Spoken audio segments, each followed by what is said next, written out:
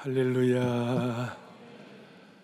원래도 변함없이 영광스러운 부활주의를 하러 하신 주님을 찬양합니다. 제가 오늘 설교 제목을 로마서 4장의 본문을 가지고 어둠 속의 도약이다 이렇게 했습니다. 제목을 듣더니 어떤 분이 드라마 제목인가 이렇게 하셨는데, 드라마 제목이 아니고 본문에 의하면 어둠 속의 도약이란 말은 바랄 수 없는 중에 바라라고 믿는 믿음. 어떤 믿음이라고요? 바랄 수 없는 중에 바라고 믿는 믿음. 또 본문에 보면, 오늘 본문에 우리 하나님은 죽은 자를 살리시고 없는 것을 있게 하시는 하나님이시다.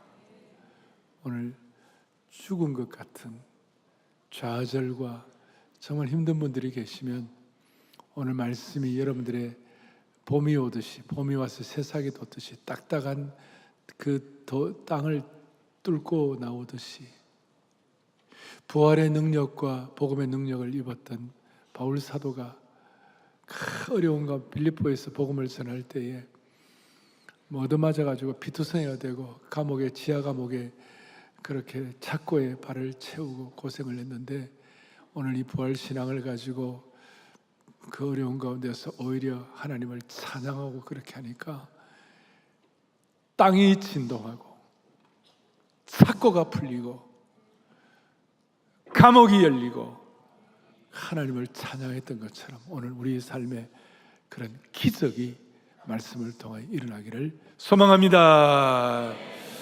오늘 여러분, 이 본문은 교회 생활 좀 오래 하신 분들이라면 많이 아시는 본문이고, 또 저도 이 본문을 참 좋아하고, 근데 오늘 부활주일 제가 일부러 이거 하려고 한 거 아니고 하다 보니까 이렇게 자연스럽게 온 거예요.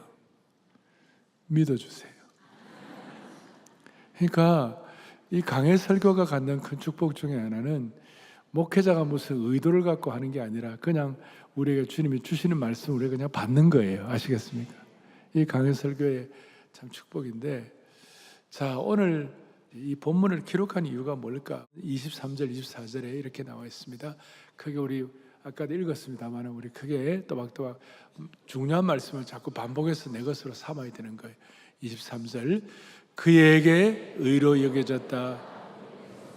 아브라함만 위한 것이 아니요 의로 여기심을 받을 우리도 위함이니 곧 예수 우리 주를 죽은 자 가운데서 살리신 이를 믿는 자니라. 할렐루야. 자, 핵심이 뭡니까? 지난번까지 우리가 칭의에 관해서 우리가 의롭기 때문에 하나님이 우리를 축복하신 것이 아니라 하나님께 나아가니까 우리를 의롭게 여기신 것이에요. 그 하나님 우리를 칭의라는 축복을 주셨는데, 이제 대표적으로 아브라함을 예를 들었는데, 이제 아브라함은 지난번에 아브라함이 의롭게 된 것은 율법의 행위가 아니라 하나님 의롭게 하셨다고 그렇게 하셨는데, 오늘 구체적으로 아브라함을 통하여 우리에게 믿음의 본질을 보여주는데, 이것이 아브라함만 위한 것이 아니요 그 다음에 의로 여기심을 받은 누구를 위함이니? 우리도 위함이니. 오늘 역시 한 번 더 오늘 예배 오신 여러분들을 위한 것인 줄로 믿습니다. 우리도에다가 땡땡땡 저와 여러분 이름을, 저희 오정현이도 여러분 다 위함이니 곧 예수 우리 주를 죽은 자 가운데 살리신 이를 믿는 자니라. 쉽게 말하면 부활 신앙을 믿는 자들이니라. 여러분, 예수님의 부활을 믿습니까? 이것은 우리는 믿음의 세계의 영역은 이거는 실험할 수 있는 것이 아니에요. 이건 믿음의 영역이에요. 그러니까 하나님이 이 땅을 창조하신 줄로 믿습니다. 사람을 창조한 줄로 믿습니다. 그러니까 창조주 하나님은 죽은 자를 살리실 수가 있는 것이에요. 단 복음의 영광과 복음의 깊은 이해와 복음의 은혜를 위하여 그렇게 하시는 것이에요. 그래서 이걸 이제 믿는다. 그런데 믿는다 이걸 앞에 놓고 이런 믿음에 관한 여러분과 제가 오늘 구체적인 단어 중에 하나가 상속자라는 단어가 나오는데, 13절에도 오늘 본문에 상속자라 말이 나오고 16절에 한번 더 같이 합독하십시다. 상속자가 되는 것은 그것이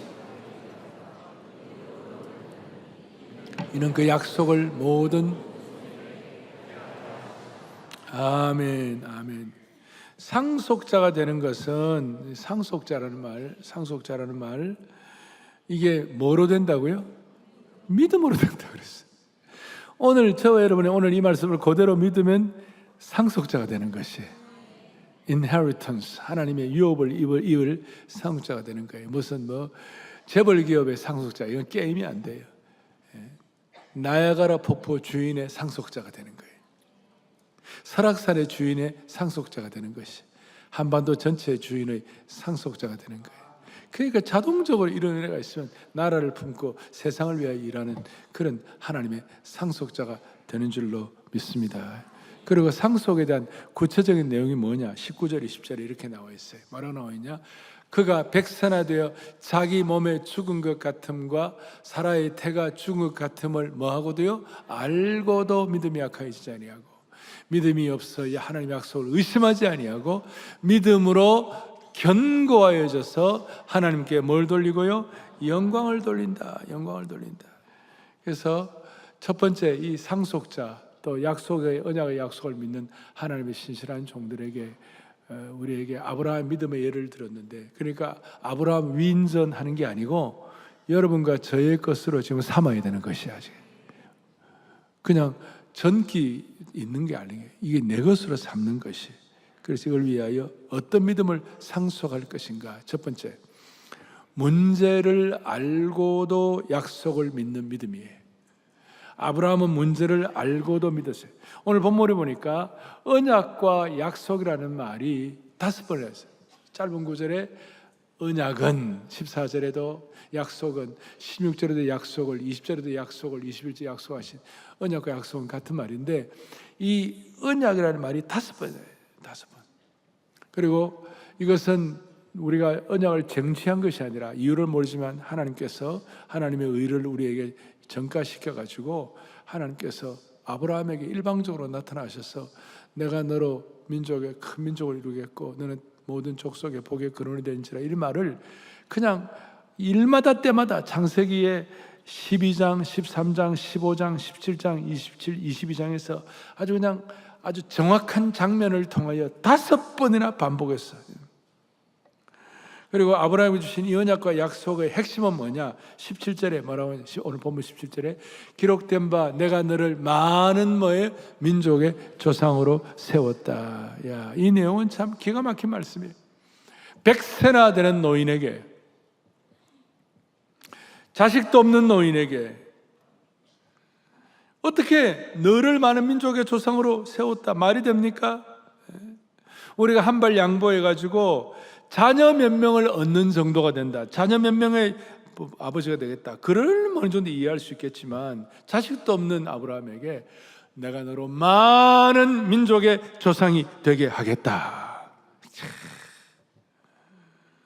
남들이 볼 때 이것은 명백하게 불가능한 것이고 명백하게 허황된 꿈이었고, 그래서 헛된 희망이자, 제가 용어를 하나 붙였어요. 노인 희망 고문이야. 노인 희망 고문. 노인 희망 고문. 그 노인 희망 고문의 이런 상황인데, 희한하게도 아브라함은 하나님께서 말씀하신 것들, 언약을 믿고자 하는 마음이 일어난 거예요. 그래서 11절에 그가 백선화되어서 자기 몸에 죽은 것 같음을 뭐하고도요? 알고도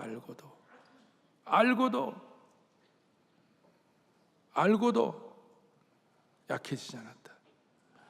알고도 하나님의 언약의 말씀을 철석같이 믿는 믿음이다.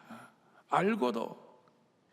이 알고도란 말은 허황된 꿈을 가졌다는 뜻이 아니에요. 현실 문제를 직시했다 이 말이에요.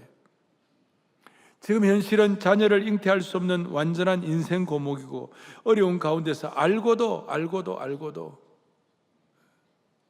당시에 자녀가 없는 것은 어마어마한 어두운 일이죠. 어마어마한 힘든 일이죠. 그 믿음이 약해지지 아니하고 20절에 믿음이 없어 하나님 약속을 의심하지 아니하고 믿음으로 견고해져서 하나님께 뭐까지 돌렸다고? 영광까지 돌렸다.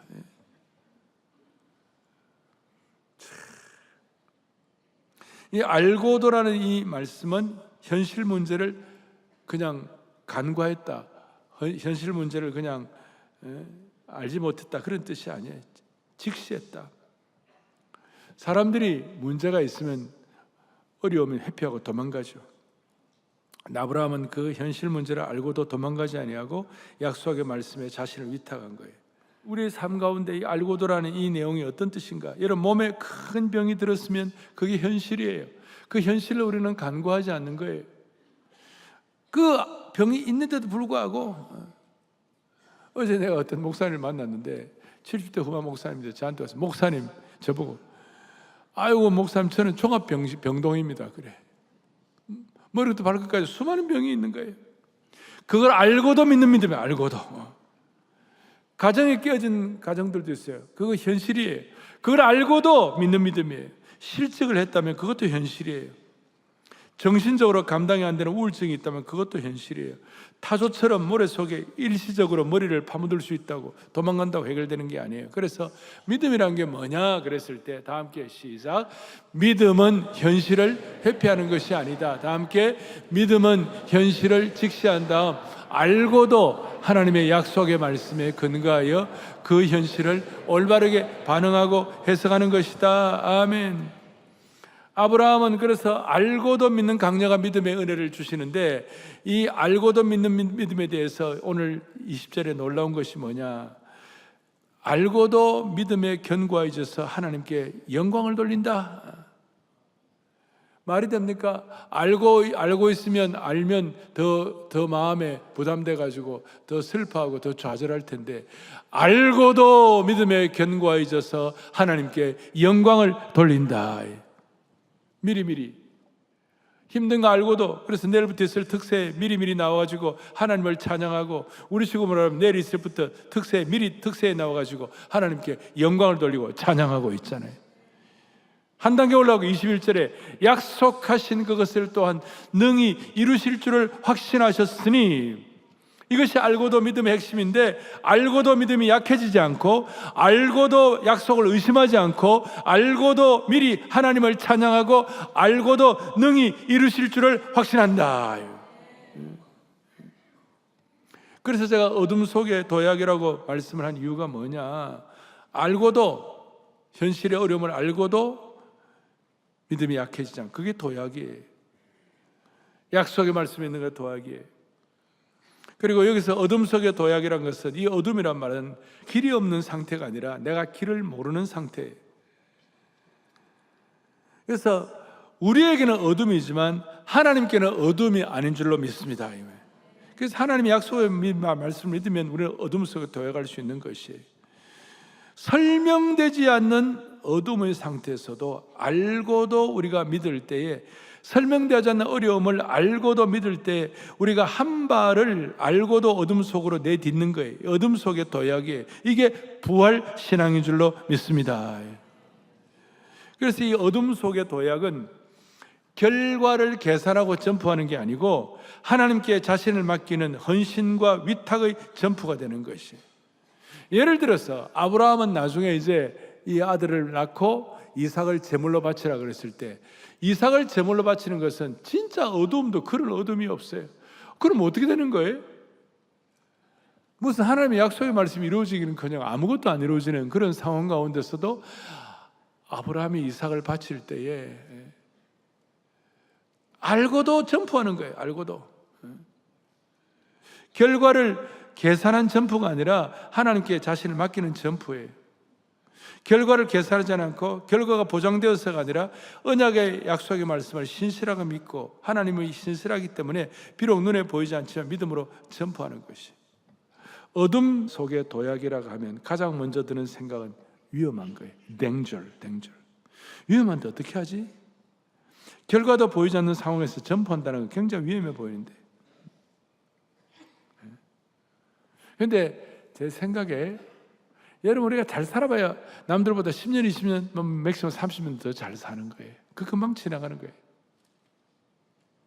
눈에 보이는 여러분 자기 중심으로 자기 생각과 뜻 가지고 자기 생명보험, 자기 보험 들고 자기 능력 갖고 사는 게 낫습니까? 아니면 하나님의 약속의 말씀에 의지해 갖고 알고도 하나님께서 이루실 것을 믿고 그 믿음의 언약의 약속대로 하나님 지킬 수 믿고 사는 게 어느 게 전자가 나아요, 후자가 나아요? 제가 묻는 건 주로 후자가 답이에요. 후자가 답.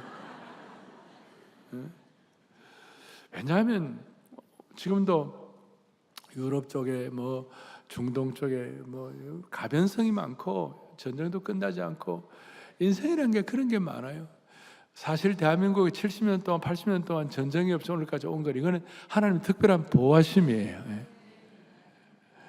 우리의 삶이란 것은 만만하지 않잖아요. 제가 지난주에도 인생은 가혹하고 잔인하다고, 어제 새벽에도요, 오늘 기쁨과 감사함으로 이 특세나 새벽에 토비스에 나온 사람 손들어 하니까 제법 많은 분들이 손들어요. 그런데 그분들 이상으로 오늘 짐을 안고, 큰 짐을 안고 힘들고 어려운 가운데서 이 자리에 나온 분 손들어 하니까 아니 반 이상이 손을 드는 거예요. 제가 깜짝 놀랐어. 제가 이민교회를 좀 오래 섬겼잖아요. 이민교회가 쉽지 않은 게 많아요. 그런데 특세를 하면 막 사람들이 막 수천 명씩 모여요. 그럼 내가 이제 물어봐요.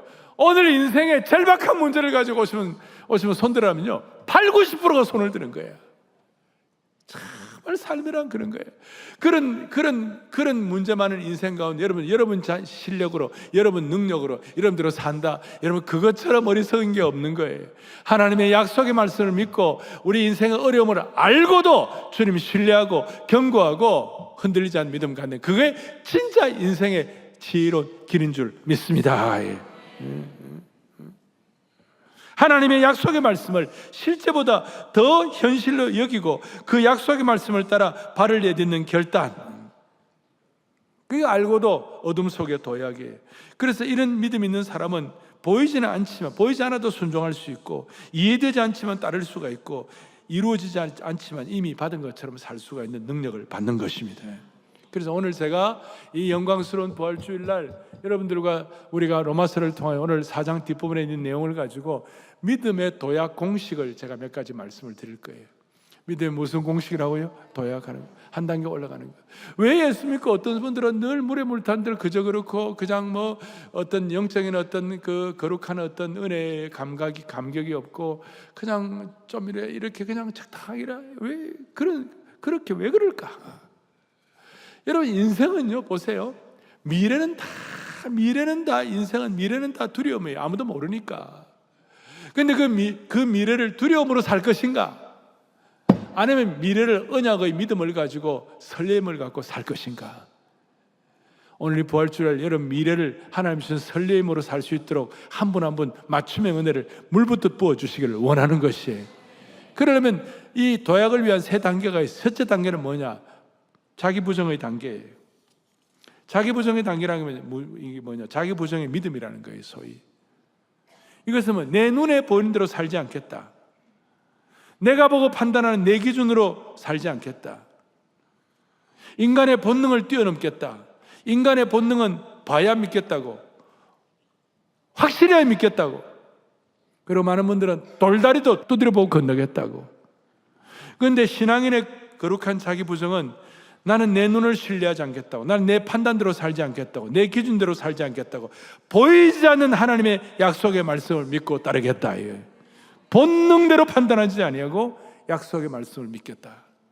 이게 거룩한 자기 부정의 단계예요. 두 번째 단계는 뭐냐? 전적 위탁의 믿음이에요.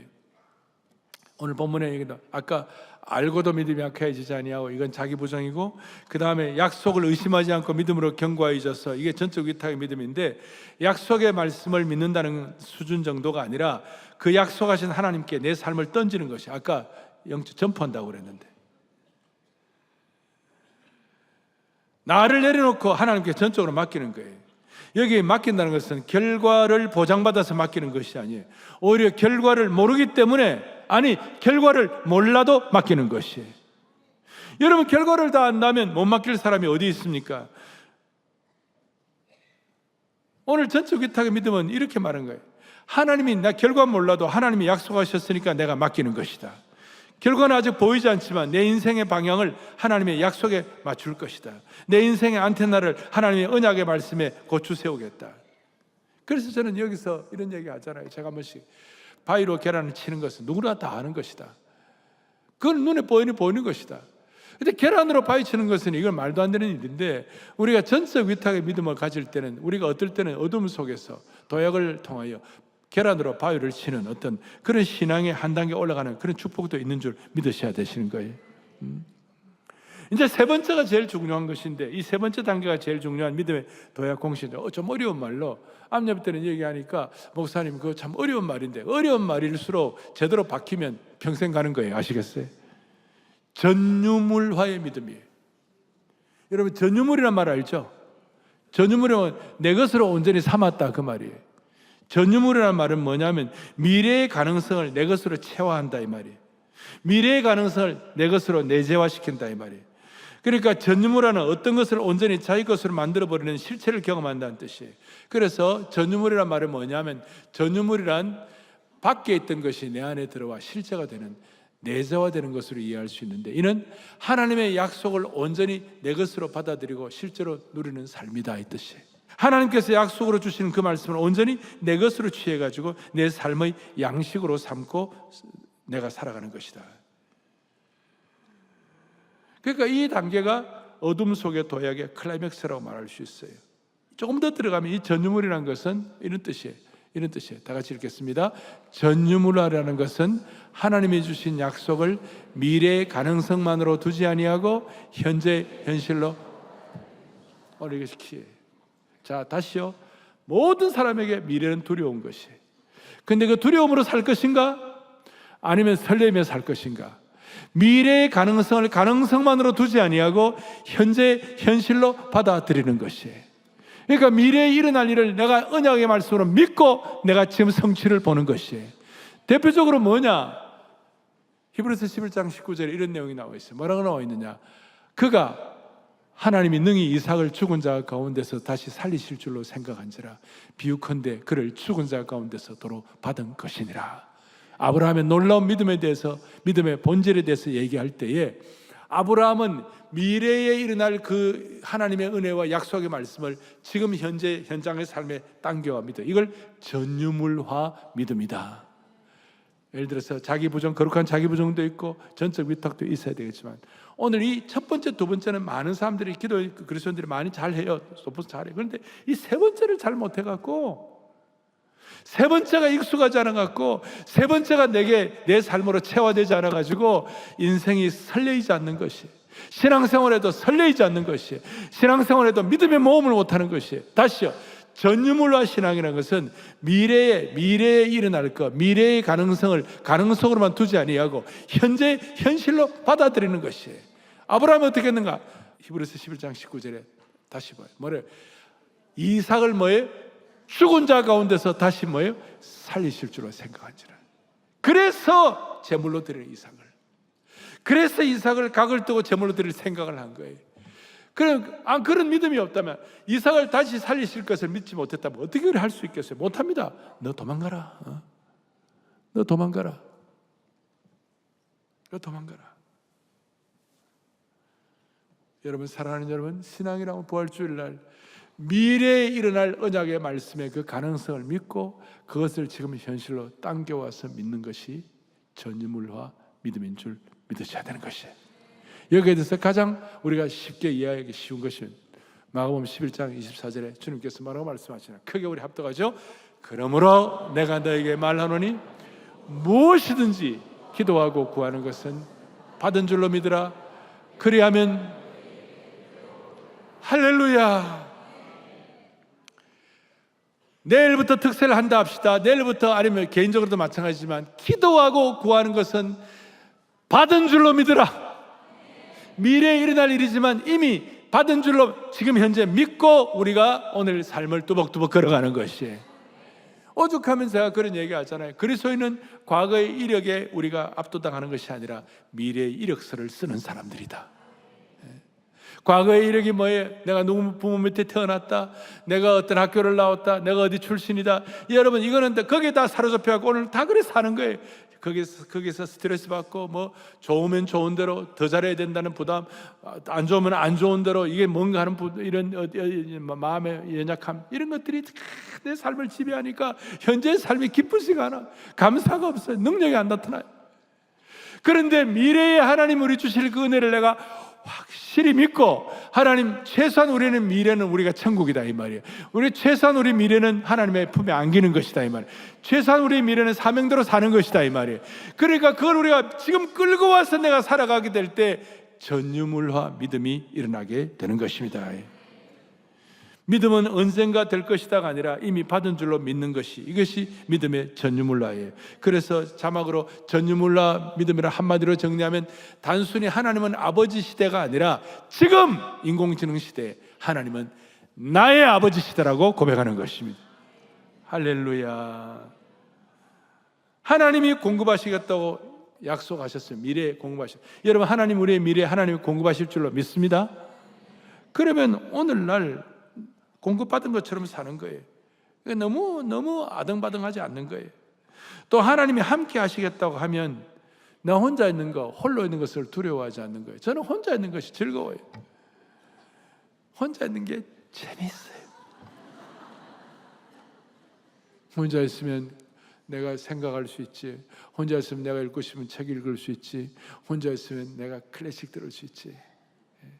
요새는 KBS 40주년 기념 음반이 5장이 있는데 저는 그걸 요즘 들어요. 아침에 일어나면 따라라라라라라 나오는데, 아이고 혼자 있으니까 듣는 거지. 그러니까 이게 미래에 일어날 은혜를 지금 내가 가져와 갖고 혼자 있을 때도 두려워하지 않는 것이에요. 하나님이 의롭다 하셨기 때문에 우리는 정죄감, 죄책감 속에 대해 살지 않고 자유함을 누리는 것입니다. 그래서 전유물화 믿음은 미래를 기다리는 것이 아니라 미래를 당겨와서 하나님의 약속을 오늘 우리의 삶으로 살아내는 능력이 되는 줄로 믿습니다. 다시요. 미래를 당겨서 하나님의 언약의 약속을 오늘의 우리의 삶으로 살아내는 능력인 것이에요. 이것이 AI 시대의 부활 신앙의 특징이라고 말할 수가 있는 것입니다.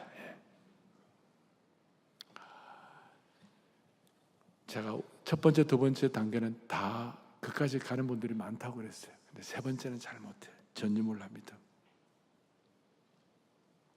오늘 저는 우리 성도들이 이 수준까지 올라가기를 원합니다.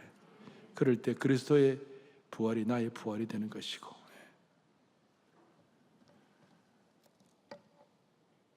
그럭저럭한 신앙생활이 아니라 확신과 기쁨과 그 다음에 설레이는 신앙생활을 할 수가 있습니다. 20절과 21절에 놀라운 말씀으로 한 번 더 우리 하겠습니다. 함께요. 믿음이 없어 믿음으로 견고해져서 약속하신 그것을 또 능히 이루실 줄을.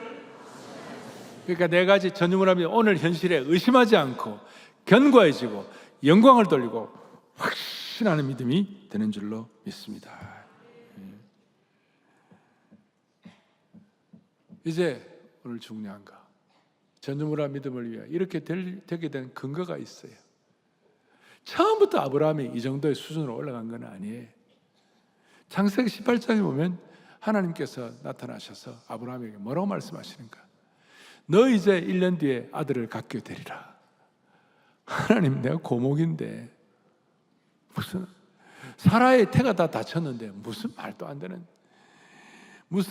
되는 이래 하나님이 말씀하셨죠. 무슨 말 이러니까 옆에 아내 사라가 듣고 있다가 그랬어요. 말도 안 된다. 웃었어요.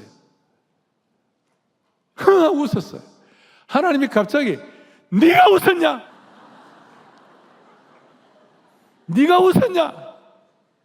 사라가 깜짝 놀랐어요. 네가 웃었냐?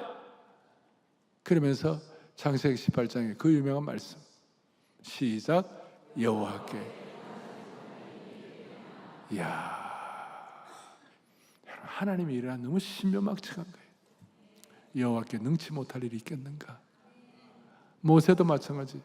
이스라엘 백성들이 광야 생활하는데 고기 못 먹는다고 막 불평하고, 이 박한 만나, 그것도 참 잘못이지만 만나 먹는다고 막 식물성 단백질을 주는데 동물성 단백질을 안 준다고 난리를 쳤어요. 하나님께서 알았다 그러면 그냥 장정육 씨만 다 합쳐 200만 명이 그냥 입이 물리도록 그냥 한 달 동안 그냥 입에 고기가 물리도록 막 그냥 부어주리라. 그러니까 모세가 뭐라고 그러지? 하나님 농담하십니까? 어떻게 200만이나 되는 이런 무리가 한 달 동안 입에 질리고 물리도록 고기를 먹을 수 있습니까? 하늘 문을 여신들, 땅에 있는 모든 육축과 바다에 있는 모든 고기를 동원한들 이게 가능하겠냐고. 민수기 11장 23절 놀라운 하나님 말씀에 여호와의 손이 짧으냐 너가 이제 내 말이 너에게 응하는 여부를 보리라. 여호와의 손이 짧으냐는 아까 여호와께 능치 못한 일이 없겠냐 이 말에 모세판 벌전이에요. 수태고지를 하고 성령으로 아이가 태어나겠다 그러니까 마리아가 깜짝 놀라가지고 이게 어떻게 그럴 수가 있겠냐고 그러니까 하나님께 뭐라고 했어요? 마리아에게 하나님의 모든 말씀은 능치 못하심이 없느니라. 하나님의 모든 말씀은 능하지 못하심이 없느니라. 그래 나중에 마리아가 주의 여종이오니 능하신 이가 큰일 행하실 것이니 나는 그걸 믿고 따르겠습니다. 여러분 오늘 너무 중요한 말씀을 드리는 것입니다. 세 가지 자기를 부정하는 믿음, 아브라함을 통하여 믿음으로 전적 위탁하고 전파하는 믿음. 그게 더 중요한 것은 전유물화의 믿음, 미래의 언약의 말씀을 지금 당겨와서 믿는 것이에요. 그럴 때 수많은 기적과 치유와 능력이 여러분들에게 나타나게 될 것입니다. 이거는 우리 개인뿐만 아니라 대한민국도 마찬가지예요. 여러분 우리 인천 상륙 작전이 없었으면 우리 다 죽었어요. 더글라스 맥카더 장군이 오성 장군 원수인데 그 인천 상륙 작전 시행할 때 장군들 전략회의를 했어요. 여러 장군들이 별들이 막 수없이 앉아갖고 해병대 사령관이 있고 해군 제독들이 있고 그다음 해군 그러니까 어떤 해군제 조이라는 제독이 이런 얘기하는 거예요. 함선 250척이 그 어두움을 뚫고 지나가야 되는데 간만의 차이도 심한데 그 어둠을 뚫고 가야 되는데 그것도 밑에 인천에 기뢰가 매설된 인천항 우리가 들어가는 것은 이거는 불가능하다. 이거는 인천 상륙작전은 이거 미친 짓이라고. 해병대 사령관이 또 더글라스 맥카더 장군에게 뭐라고 했냐? 해병대는 섬을 사수해야 하고 탈출 수단이 있어야 돼. 그것도 없다고. 간만의 차이가 심한데 여기에 해병대가 투입한다. 이건 자살형이라고. 미친 짓이라고. 그때 여러 장군들 앞에서 도연한 장군들 앞에서 메가더 장군이 오성 장군 메가더가 회의를 잠깐 멈추고 이런 얘기해요. 나도 그렇게 생각한다. 다 미친 짓이고 안 된다고 그랬대. 그런데 여러분 그것 때문에 인천 상륙작전이 성공할 것이라다. 제정신이라면 인천 상륙작전 안 할 것이라고 다들 생각한다. 그래서 제정신인 사람들이 인천을 잘 지키지를 않을 것이다. 우리는 기도하고 이 일을 진행할 것이다. 그러니까 맥카더가 미래의 승리를 당겨온 것이 십자가도 마찬가지예요. 십자가도 예수님을 안 믿는 사람들은 미친 짓이에요. 십자가는 수치의 상징이고 실패의 상징이고 근데 그 십자가를 부활의 능력으로 당겨와 가지고 그래서 오늘 24절, 23절, 24절 뒤에 뭐라고 되어 있습니까? 우리 주를 죽은 자고 살리신 이를 믿는 자니라. 당겨가지고 십자가의 수치 생각하면 무슨 영광이 되겠냐고. 그런데 하나님의 해석은 달랐어요. 십자가를 통해서도 여호와께 능치 못할 일이 있겠는가. 오늘 이것을 깨닫는 것이 부활의 믿음인 줄 믿으시기 바랍니다. 이걸 깨달아야 여러분들이 21세기 AI 시대에 플랫폼 신앙을 갖는 거예요. 플랫폼이란 건 뭐냐? 상속자가 되는 거예요. 처음 말씀한 상속자. 하나님의 축복의 플랫폼은 정보를 모으고 사람을 연결하고 정보와 사람을 흘려보내는 파이프라인이에요. 쉽게 말해서 플랫폼은 물탱크가 아니라 수도관이요, 돈을 쌓아두는 금고가 아니라 돈이 유통되는 시장이에요. 계속 흘러가는 거예요. 여러분, 이런 축복을 흘려보내는 플랫폼 되기를 원하는 것이에요. 우리는 축복을 나한테만 딱 멈추면 안 돼요. 축복을 소유만 하면 안 되고 흘려보내야 되는 것이, 그게 태신자를 데리고 기도하는 것이. 그래서 오늘 우리가 이런 수준의 신앙이 올라가면 기도할 때도 소비형 신앙은 내 문제를 해결해 달라고, 그런데 플랫폼이 돼가지고 사명자가 되면 사명형 신앙은 하나님 뜻이 이루어지게 해달라고, 관계에 있어서도 소비형 신앙은 나를 이해만 해달라고 말하지만 사명은 오히려 내가 사명자는 섬기겠다고. 오늘은 능치 못할 일이 있겠는가? 미래를 당겨갖고는 전유물화의 믿음을 가진 이 신앙은 뭐라고 말하느냐? 교회에 대해서 은혜 받는 것 정도가 아니라 은혜의 저수지로서 은혜를 흘려보내는 축복을 사명자는 믿고 실천하고 적용하는 것이에요. 오늘 이 은혜를 가지고 여러분, 사랑하는 여러분, 오늘 모두가 다 전유물화 신앙의 선봉장이 되기를 축복합니다. 찬송 가운데 원수를 다 이기고 그다음 살아나셨네. 그 다음에 가사가 뭐냐면 어둠을 이기시고 나와 성도 함께 길이다. 미래를 당겨오는 거예요. 사셨네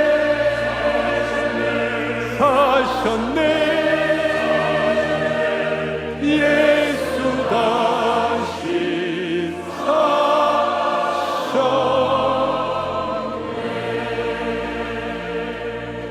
오늘 이 찬송하면서 주님 적당한 신앙에서 설레이는 신앙자로 성숙하게 하여 주십시오. 약속의 말씀을 확실하게 믿는, 알고도 믿는 신앙의 선봉장들이 되게 하여 주옵소서.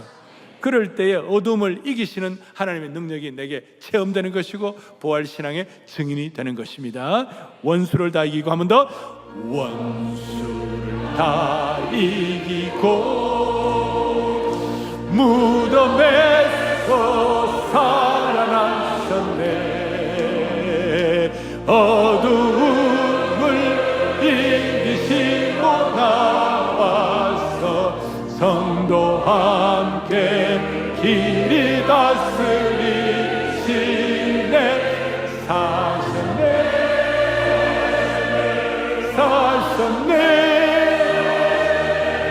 예수 다시 사셨네.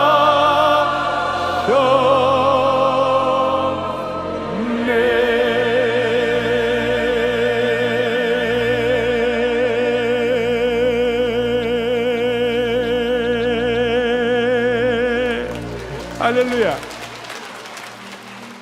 미래의 승리를 당겨와서 현재를 설레며 사는 저 여러분 되기를 축복합니다.